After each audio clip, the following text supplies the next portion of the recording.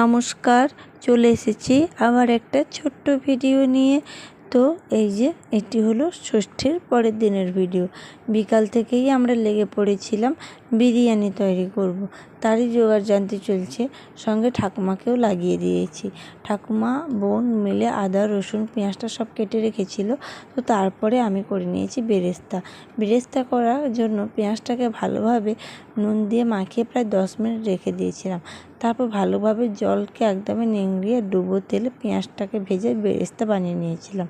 আর ওই যে দেখালাম জল ফোটাচ্ছি, হ্যাঁ ওই জলটাতে পুদিনা পাতা, গোলমরিচ আর দারুচিনি ভালোভাবে ফুটিয়ে তাতে সাদা তেল, আর কেউ লেবু চাইলে লেবু, না তো ভিনেগার দিয়ে জলটাকে রেডি করে নিতে হবে ভাতের জন্য।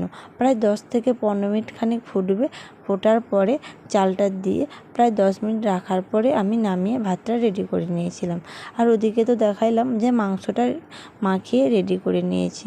মাংসটাতে যা যা মশলাগুলো ছিল তাতে সঙ্গে পুদিনা পাতা আর একটুখানি বেরেস্তা, দই ভালোভাবে মেখে প্রায় 1 ঘন্টা খানিক রেখে দিয়েছিলাম। এদিকে তারপরে 1 ঘন্টা রাখার পরে কী করেছি, যে কড়াইতে তেল না ঘিটা গরম করে আমি ওই মশলাটা দিয়েছি, মানে মাংসর যে মশলাটা থাকে। প্রায় 1 ঘন্টার মতো আমি কষিয়েছি একটু আস্তে আস্তে আগুন দিয়ে। প্রায় এই যে কষানোর পরে যখন কালো হয়ে আসবে তখন মাংসটা পুরো কষানো হয়ে গেছে। তা আর কি, প্রায় কাজ তো হয়েই গেছে, আমার কাজ শেষ। এবারে বরমশাইয়ের কাজ, কারণ আমরা কাজটাকে ভাগাভাগি করে নিয়েছিলাম। তো ওর জন্য ও এই যে ভাত আর মাংস আলু যা ছিল, মাঝে তো বলতে ভুলে গিয়েছি, আলুটাকে ভালোভাবে সিদ্ধ করে তেলে ভেজে নিয়েছিলাম। তো যাই হোক, এবারে সব লেয়ার দেওয়ার পালা। ও ভাত মাংস একটু একটু করে লেয়ার দিচ্ছে। সঙ্গে ওই যে বাটিটাতে দেখা যাচ্ছে না, বাটিটাতে গোলাপ জল। আর সত্যি বলতে কি, বিরিয়ানিটা খেতে ভালো হয়েছিল। আর আমি না, ভাতটা একটু শক্ত থেকে গিয়েছিল। ভাতটা যখন তোমরা তৈরি করবে, প্রায় একটুখানি ভালোভাবে যাতে ভাতটা হয়, টিপলে যাতে চাল চাল ভাবটা না থাকে, ভাত ভাত ভাবটা থাকে। পিসামশাই ওখানে দেখে কী করছে তা জানা নেই।